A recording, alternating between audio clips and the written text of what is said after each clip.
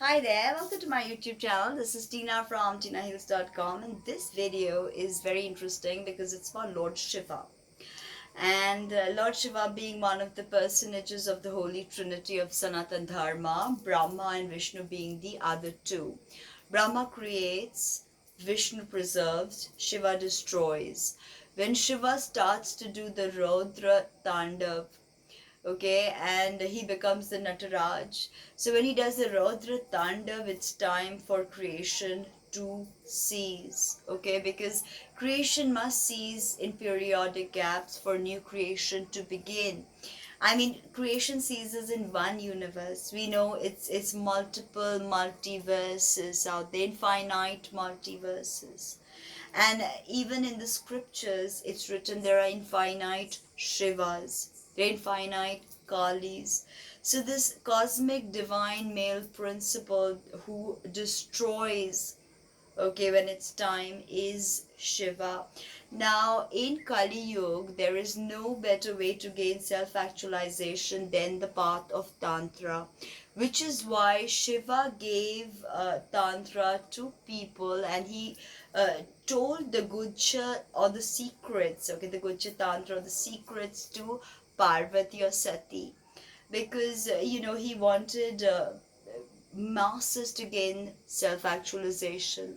Now in the Vedic system, if you're a woman or if you're Sudra, or if you are, actually if you're not a Brahmin male, then pretty much salvation is a distant dream for you. You cannot dream about moksha, liberation.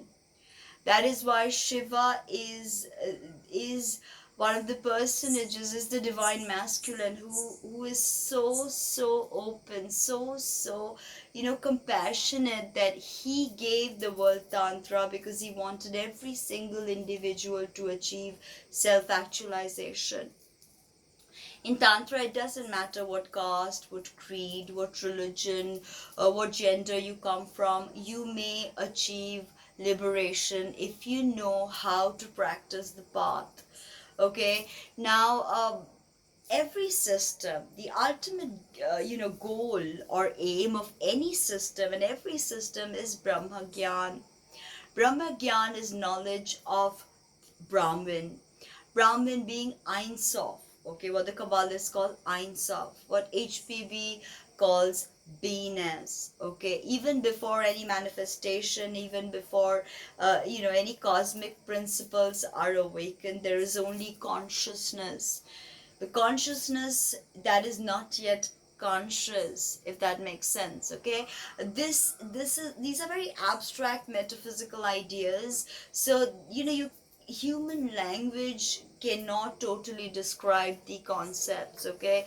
So Shiva helps each and every person achieve self realization or liberation, okay. And the path of Tantra gives true confidence, okay. It this confidence is not fake, it's not ego driven, it comes from antar shakti, okay. Now the purpose of sadhana is integration of natural laws and holistic living with the earth, okay. And that is what Shiva taught in the Agama scriptures, okay, in any tantric scripture actually. So when you look at people who do tantra, and if you're only looking at getting powers, or if you're looking at tantra as a way of copulation, or pleasing your flesh, then ultimately you will never achieve Brahma Gyan. So you are going to fall more into matter, become more base, okay.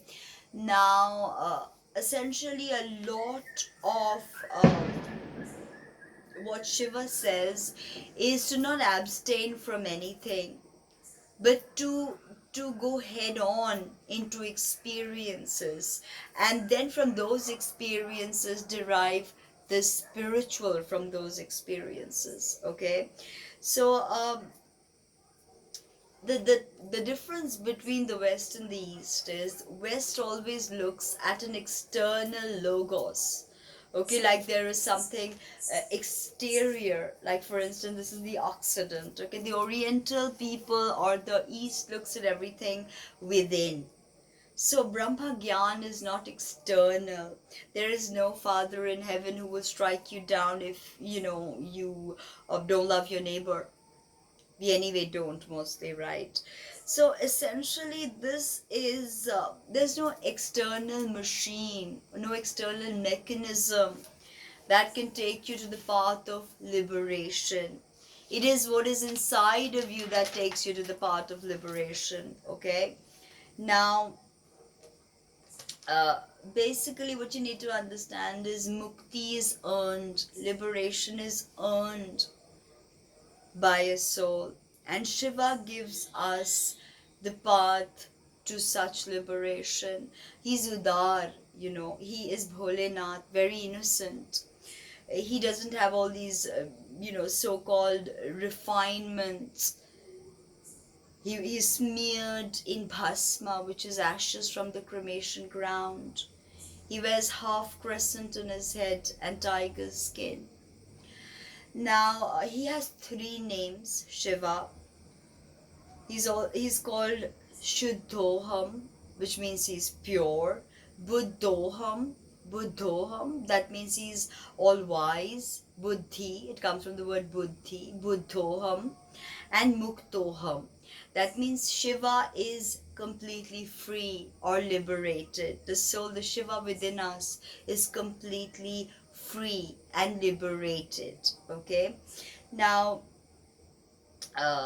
he is a Mukta soul, as in he's pure consciousness, and a true Guru will teach you that Shiva Tattva. Okay, Shiva is Shuddha, pure, Buddha, which is consciousness, and Mukti, Mukta, which is free or liberated, right? Uh, what I see Shiva as, Shiva is a cosmic force, a cosmic principle, a cosmic juggling force, okay, that effortlessly balances polarities or opposing forces, okay? And these opposing forces are what? Creation, destruction. Creation, destruction. Manvantara pralaya, Manvantara pralaya. Okay, like up and down, Aquarius is the valley and the mountain experience, okay? Sorry. Shiva is very paradoxical. He is an ascetic, yet he's a householder, okay? Uh, he's as still as he can be, as in his stillness personified, yet he dances the tandav. Okay, and his tandav brings pralaya if it's Rodra tandav. But Shiva also dances the Ananda tandav. The Ananda tandav creates. Okay, now the polarities of stillness and dancing, trance dancing, it's so profound. So Shiva is order, Shiva is also chaos. Shiva is matter as well as spirit.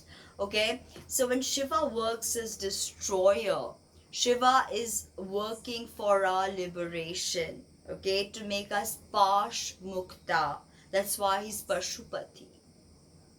Okay, Shiva has 1008 names, which I want to make 1008 videos on each of his names, and just explore each name in great depth. I mean 3 to 5 minute videos actually is what I'm looking at. So we're going to begin with a few names here to basically understand Shiva. Shiva is pure consciousness. Okay, this is SIVA because HIVA is the feminine part, which I'll get to later. So Shiva is pure, unalloyed consciousness. Hara, which is another name of Shiva, it means destroyer. This is his plutonic side, his atomic side. Okay. Mrida, Mrida means gracious. In Bengali we say mridu mridu hasche. That means graciously smiling. Okay.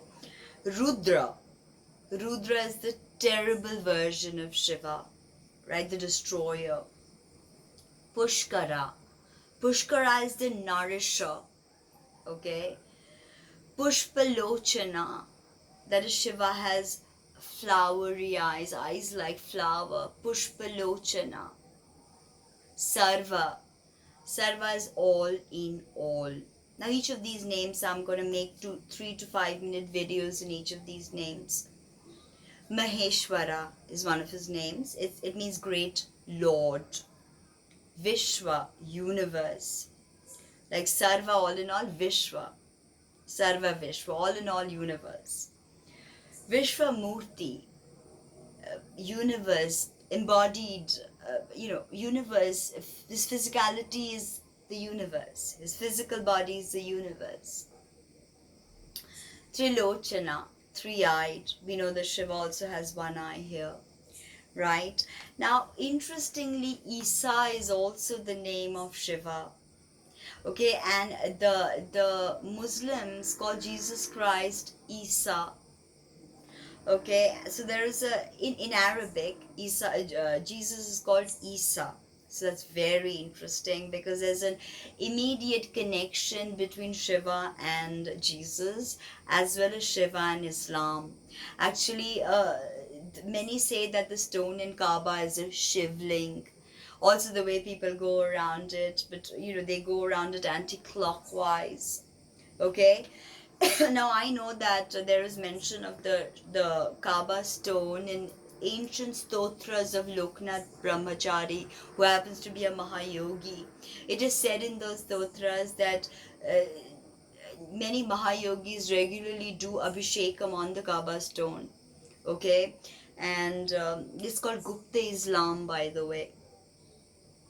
So Shiva is essentially a cosmic allegory. He's not a person, and this is something that I think we all need to understand, that Shiva is not a person, he's not God the Father, he's not like Jesus Christ, he is a cosmic allegory.